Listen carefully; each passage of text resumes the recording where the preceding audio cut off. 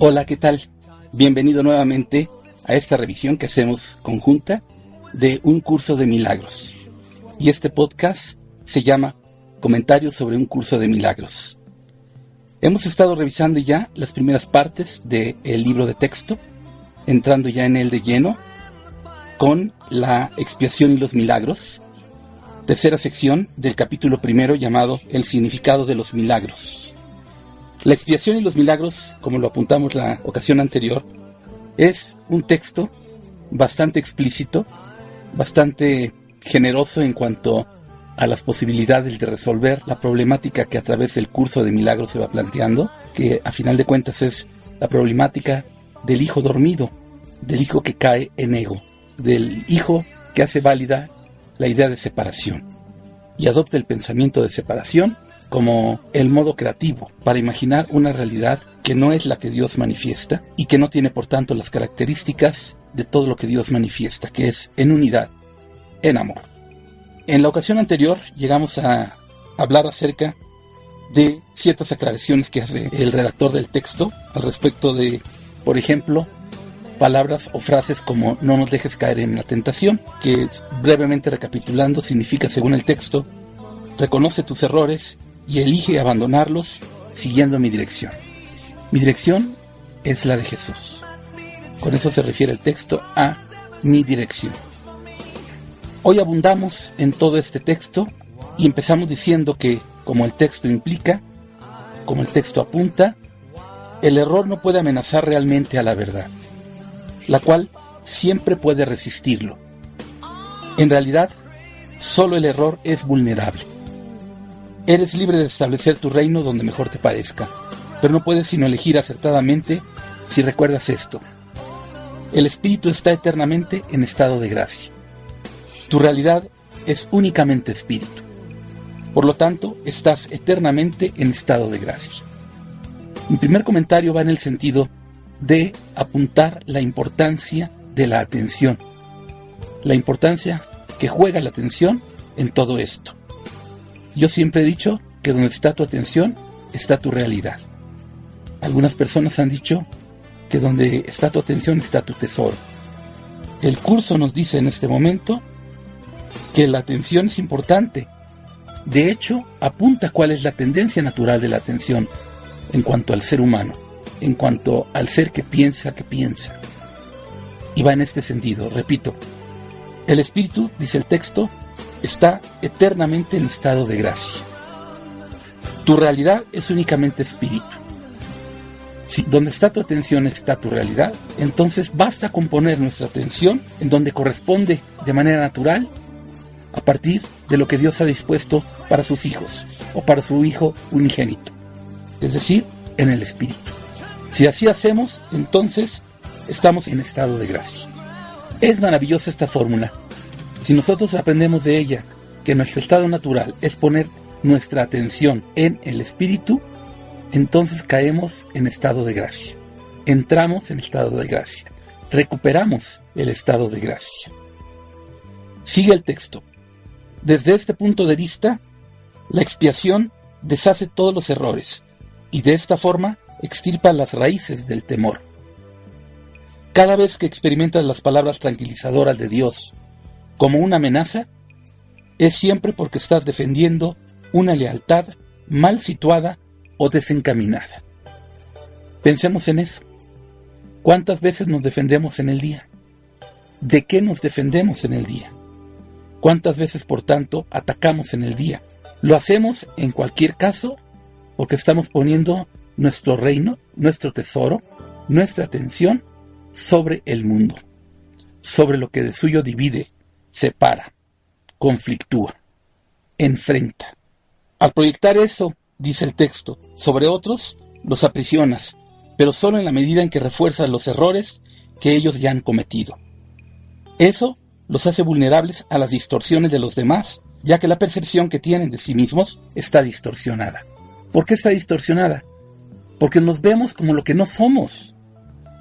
¿Cuándo nos podemos ver como lo que somos? Cuando nos vemos como Dios nos ve.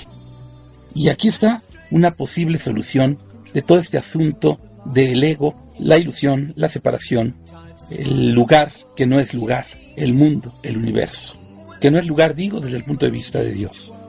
Se trata de ver todo desde el punto de vista de Dios. Pero ¿cómo podemos ponernos en el lugar de Dios y ver las cosas como Él las ve? Bueno, en esto el curso es muy generoso. En todo momento nos está queriendo mostrar cómo es que Dios ve a su Hijo. Y nos dice claramente, Dios ve a su Hijo como inocente. No ejerce ningún juicio sobre Él. Si alguno ejerciera sería, es inocente. Es por tanto un dictamen. Así lo decreta. Y no puede ser de otra forma, puesto que Dios es todo amor. Y Él crea extendiéndose, contrariamente a como supuestamente manifiesta el ego, que es proyectándose. Y el texto dice además, el que obra milagros tan solo puede bendecirlos, lo cual desvanece sus distorsiones y los libera de su prisión. Se refiere a los demás, a quienes caen o caemos en el error. También dice el texto, respondes a lo que percibes, y tal como percibas, así te comportarás. La regla de oro te pide que te comportes con los demás como tú quisieras que ellos se comportasen contigo. Y es por eso, comento ahora, porque tal como tú te percibas, así te comportarás. Entonces, hay un dicho mexicano que dice bien, dime con quién andas y te diré quién eres. Igual, dime cómo percibes y te diré cómo eres en el mundo, no cómo eres según Dios te hizo. Por eso hay que percibirnos como Dios nos percibe. Más aún, no se trata de percibirnos, hay que sabernos como Dios nos sabe. Podemos comenzar, como el curso mismo marca, por limpiar la percepción, por santificarla. Pero, finalmente, debemos dejarla atrás. La percepción no muestra verdad, el conocimiento muestra la verdad. Y el conocimiento no es necesario adquirirlo, ya lo tenemos, nos fue otorgado, basta tan solo reconocerlo. Por eso dice también, respondes a lo que percibes, y tal como percibas, así te comportarás. La regla de oro te pide que te comportes con los demás como tú quisieras que ellos se comportasen contigo. Esto significa que tanto la percepción que tienes de ti como la que tienes de ellos debe ser fidedigna. La regla de oro es la norma del comportamiento apropiado. Tú no puedes comportarte de manera apropiada a menos que percibas correctamente. Dado que tú y tu prójimo son miembros de una misma familia en la que gozan de igual rango, tal como te percibas a ti mismo y tal como lo percibas a él, así te comportarás contigo mismo y con él. Por tanto, percíbete a ti mismo como santo. Conócete a ti mismo, otra regla de oro, como santo. Santifícate a ti mismo. Santificarte a ti mismo no corresponde más que a recordarte a ti mismo como ya santo. Santo es aquel que es uno con Dios, porque solo Dios es santo. Pero Dios se comparte en su Hijo. Dios santifica a su Hijo. Tú eres el Hijo de Dios. Recuérdate como tal y te santificas, porque Dios ya te santificó. Y así también ve a los demás como al Hijo de Dios. Santifícalos entonces de esa manera. Conócelos, reconócelos de esa manera. Sigue además el texto. Los milagros se dan en la mente que está lista para ellos. Dicha mente, al estar unida, se extiende a todos aun cuando el que obra milagros no se dé cuenta de ello. La naturaleza impersonal del milagro se debe a que la expiación es en sí una, lo cual une a todo lo creado con su creador. Como expresión de lo que verdaderamente eres, el milagro sitúa a la mente en un estado de gracia. La mente, entonces, naturalmente, da la bienvenida tanto al huésped interno como al desconocido externo. Al invitar adentro al desconocido, éste se convierte en tu hermano. Por eso, extiéndete. Por eso, deja de proyectar. Extiéndete y tu hermano serás tú.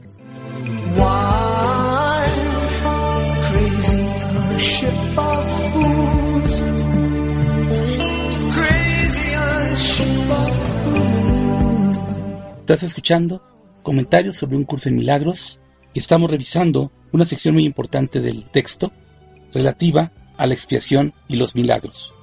Yendo más allá, en el texto se dice: el hecho de que el milagro pueda tener efectos en tus hermanos de los que ni siquiera eres consciente no debe preocuparte. El milagro siempre te bendecirá. Esa es la cuestión. Tiene que bendecir, puesto que viene de Dios, puesto que es administrado, y veremos cómo y por qué. Los milagros que no se te ha pedido que hagas no dejan de tener valor. Siguen siendo expresiones de tu estado de gracia, pero dado mi absoluto conocimiento del plan en su totalidad, yo debo controlar su ejecución. Aquí hay una cuestión a tomar en cuenta. Dado que no estamos en estado de gracia, dado que estamos en estado de percepción y no de conocimiento, lo que nosotros entendemos, lo que nosotros sabemos, es limitante, es limitado, no abarca al todo. El todo solo se puede conocer a partir de la unidad. Dado que estamos dentro de lo que es el universo, el llamado universo, es decir, dentro de las trampas del ego, y para estar en él, entonces tenemos que tener ego, aunque en mínima medida, y estamos en una posición específica. Por eso es necesario un administrador de los milagros. Pero hay garantía de que los milagros van a cumplir su propósito, de que son siempre bendiciones. Y esa garantía es de suyo. Más aún, a esa garantía se une la declaración de Jesús de que Él es el administrador de los milagros, por su absoluto conocimiento del plan en su totalidad y por su estado de ser uno ya con el Padre. Dice el texto: la naturaleza impersonal de la mentalidad milagrosa asegura tu gracia, pero solo yo estoy en posición de saber dónde pueden concederse. Esto dice Jesús y es por lo ya apuntado. En el párrafo 9 dice: los milagros son selectivos únicamente en el sentido de que se canalizan hacia aquellos que los pueden usar en beneficio propio. Puesto que esto hace que sea inevitable el que los extiendan a otros, se suelda una fuerte cadena de expiación. Esta selectividad, sin embargo, no toma en cuenta la magnitud del milagro mismo, ya que el concepto de tamaño existe en un plano que de por sí es irreal. Dado que el milagro tiene como objeto restablecer la conciencia de la realidad, no sería eficaz si estuviese limitado por las leyes que gobiernan el error que tiene como objeto corregir. Por eso el milagro es una garantía. El milagro está administrado. El milagro es una bendición. El milagro es un medio de comunicación entre Dios y su Hijo dormido. El milagro está en cada uno de nosotros, Él llevarlo a cabo. Bien pedido, bien concedido, bien administrado. Entramos ahora a la cuarta sección del capítulo primero, el significado de los milagros, en donde se nos dice cómo escapar de la oscuridad. Esto es muy importante. Dice el texto: escapar de la oscuridad comprende dos etapas. Primera, el reconocimiento de que la oscuridad no puede ocultar nada. Este paso generalmente da miedo. Segunda, el reconocimiento de que no hay nada que desees ocultar, aunque pudieses hacerlo. No hay nada que ocultar efectivamente, porque en la realidad todo se abre, todo es conocimiento. No es el hacer de Dios ocultar las cosas. Es en cambio el hacer del ego, un hacer solamente aparente, el ocultarlas. Y este es un error de pensamiento, no de hecho, sino de pensamiento. ¿Cómo se corrige eso? Corrigiendo al pensamiento, entendiendo que en la realidad nada se oculta ni tiene por qué ocultarse. Más importantemente, como dice el texto, comprenderlo así, es decir, este paso te libera del miedo. Cuando ya no estés dispuesto a ocultar nada, no solo estarás dispuesto a entrar en comunión, sino que entenderás también lo que es la dicha y la paz. No ocultar nada. He ahí una clave de oro más, de las muchas que nos va dando el texto, en tan pocas páginas. La oscuridad, dice el texto, de hecho jamás puede ocultar a la santidad, pero tú puedes engañarte a ti mismo al respecto. Este engaño te hace temer porque te das cuenta en tu corazón de que es un engaño y realizas enormes esfuerzos por establecer su realidad. Es verdad, mientras que en la unidad, en el reino de Dios, nada demanda ningún tipo de esfuerzo, en el ego, el reino de la ilusión, todo exige esfuerzo. Esfuerzo de atención, esfuerzo de pensamiento, esfuerzo de apariencia física, aparentemente físico, esfuerzo de todo tipo. Si quieres tener una clave de oro más, piensa en esta posibilidad. Todo aquello que te demanda un esfuerzo es producto del ego. Todo aquello que te demanda un esfuerzo es en principio un error. No quiere ello decir que no debamos hacer en el mundo lo que el mundo a nuestro cuerpo le demanda. Pero sí quiere decir que podemos liberarnos de esa trampa desde nuestro pensamiento. Si lo pensamos correctamente, nos damos cuenta que entonces la equivocación está precisamente en pensar que las cosas son más allá del pensamiento. Otra regla de oro que te va a dar el curso en su momento es: las ideas nunca abandonan su fuente. Por tanto, el error de una idea no está más allá de la idea. Está en la fuente misma, en la idea. Lo que hay que corregir es la idea equivocada. Por tanto, si algún esfuerzo de corrección hay, es hacia adentro. Por eso también el curso te dirá: no busques afuera lo que está adentro. Repitiendo lo leído, la oscuridad de hecho jamás puede ocultar a la santidad. Pero tú puedes engañarte a ti mismo al respecto. Este engaño te hace temer porque te das cuenta en tu corazón de que es un engaño y realizas enormes esfuerzos por establecer su realidad. Este engaño te hace temer porque te das cuenta en tu corazón de que es un engaño y realizas enormes esfuerzos por establecer su realidad. El milagro sitúa la realidad en el lugar que le corresponde, es decir, en el espíritu, como ya vimos. A la realidad le corresponde estar únicamente en el espíritu y el milagro reconoce únicamente la verdad.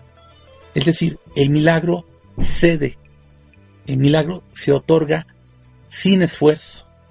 Por eso también el curso te dice que no hay grados de dificultad en los milagros, porque no se demanda un esfuerzo para llevar a cabo un milagro, porque el milagro es administrado por el Espíritu Santo. Jesús, junto con el Espíritu Santo, lo administra. Un ser de unidad lo puede administrar también. Y lo que administra es el don de Dios para su Hijo, de ser como Él mismo, a su imagen y semejanza. Por eso se dice que el milagro sitúa la realidad en el lugar que le corresponde. A la realidad le corresponde estar únicamente en el Espíritu y el milagro reconoce únicamente la verdad. De este modo, desvanece las ilusiones que albergas con respecto a ti mismo y te pone en comunión contigo mismo y con Dios. El milagro se une a la expiación al poner a la mente al servicio del Espíritu Santo. Así, se establece la verdadera función de la mente y se corrigen sus errores, que son simplemente una falta de amor. Por eso también el curso nos pide ver en el ataque una petición de amor. Si nosotros vemos en todo al amor, corregimos el error, corregimos el pensamiento equivocado. Hicimos ya el cambio de pensamiento y estamos en gracia. El milagro corre a través de nosotros, se hace a través de nosotros. Dice además el texto: tu mente puede estar poseída por ilusiones, pero el espíritu es eternamente libre. Si una mente percibe sin amor, percibe tan solo un armazón vacío y no se da cuenta del espíritu que mora adentro. Pero la expiación restituye el espíritu al lugar que le corresponde. La mente que sirve al espíritu es invulnerable. ¿Por qué es invulnerable? Recordemos lo que dice el libro justo al inicio. Nada real puede ser amenazado. Nada irreal existe. En esto radica la paz de Dios. Por ello, la mente que sirve al espíritu es invulnerable. Dice el texto además: la obscuridad es falta de luz de la misma manera en que el pecado es falta de amor.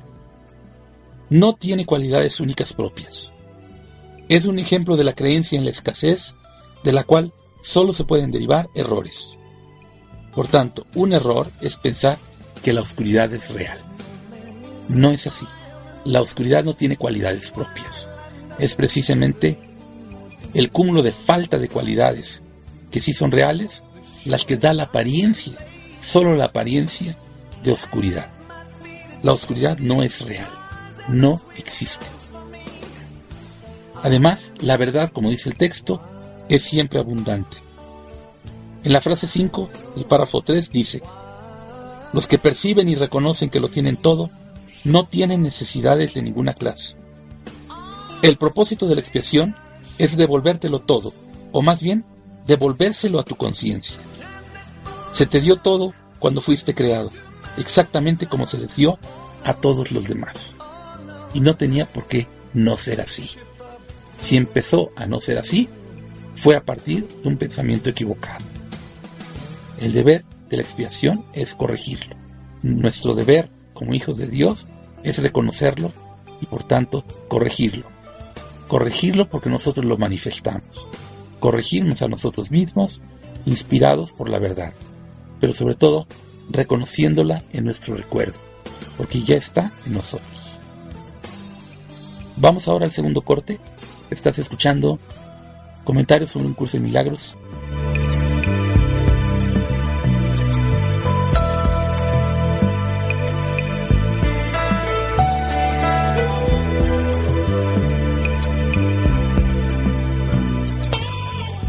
Regresamos a Comentarios sobre un curso de milagros.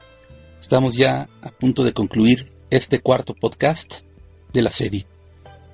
Y revisando nuevamente el capítulo 1, relativo al significado de los milagros, estamos en lo que al respecto de la oscuridad se dice, en la sección 3, que en su párrafo 4 comenta lo siguiente: el vacío que el miedo engendra tiene que ser sustituido por el perdón. Eso es lo que la Biblia quiere decir con ya no habrá más muerte, ya no habrá muerte, y por lo que yo pude demostrar que la muerte no existe. Es la tercera vez que en lo que llevamos revisado del texto, el redactor del mismo, en este caso Jesús, hace una aclaración acerca de frases que se dicen en la Biblia. Y este es un tesoro más que el curso de milagros nos ofrece: la corrección de lo que se dice en la Biblia en cuanto a lo que interpretamos de lo que se dice. Recuerden que esto es acorde con lo que el curso mismo propone, que es la corrección de un pensamiento equivocado.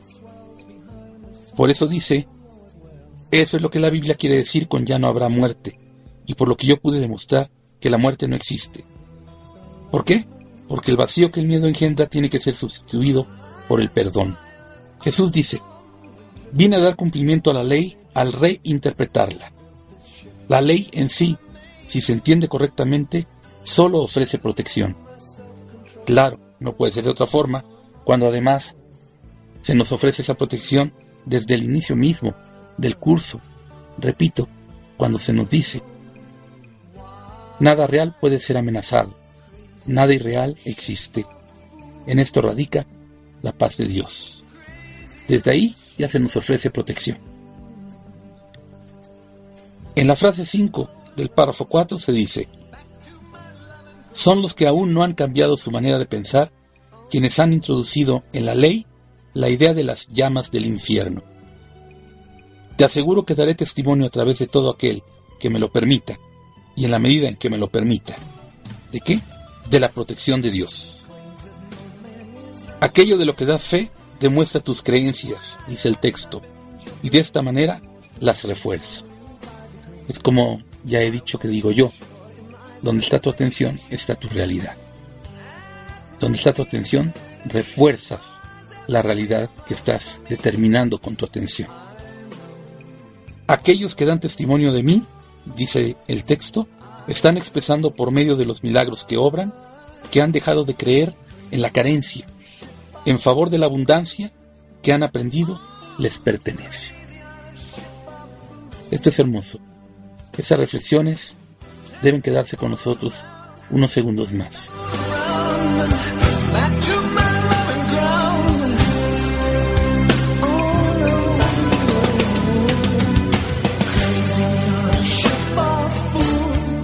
Retomando ya para despedir, escuchas Comentarios sobre un curso en milagros, cuarto podcast de la serie.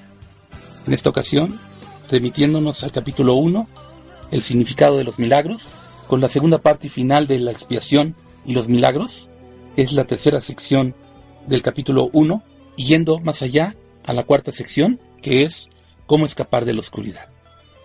Recapitulando lo dicho, los milagros requieren de un estado de gracia. Los milagros son administrados y deben ser administrados porque no estamos del todo en estado de gracia.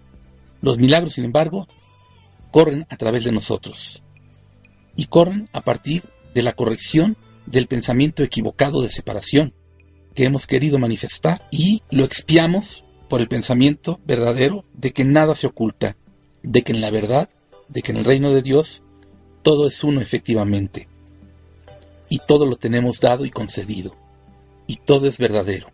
El conocimiento es real en el reino de Dios. Y a partir de nuestro reconocimiento de que en la ilusión, en el mundo, en el universo, en el reino de la proyección, de la separación, del ego, del pensamiento de separación, las cosas no son ni pueden ser así nunca. Prueba de ello es el ocultamiento. De allí que si queremos tener la posibilidad de entender si estamos en error o no, basta con darnos cuenta de que donde enfocamos nuestro pensamiento hay un resultado. ¿Cuál es este? De ahí que también se decía, por sus obras los conoceréis. Si el resultado es de separación, de conflicto, de miedo, de interpretación, no así de certeza, de verdad, de conocimiento, de aclaración, de no ocultamiento, si el resultado es ese, clara señal de que ahí hay una equivocación que debe corregirse. Pero la corrección debe corresponder al nivel en el que fue manifestada, puesto que si las ideas nunca abandonan su fuente, no hay que corregir en los hechos, hay que corregir en el pensamiento. Una vez que corriges en el pensamiento, los hechos son en consecuencia. De hecho, siempre han sido en consecuencia. Primero, del pensamiento equivocado. Hablo de los hechos en el mundo. Pero ya en corrección, son en consecuencia del pensamiento corregido. El pensamiento equivocado ha sido expiado. Ha correspondido la corrección. Por hoy es todo. Gracias y que la paz de Dios esté en ti.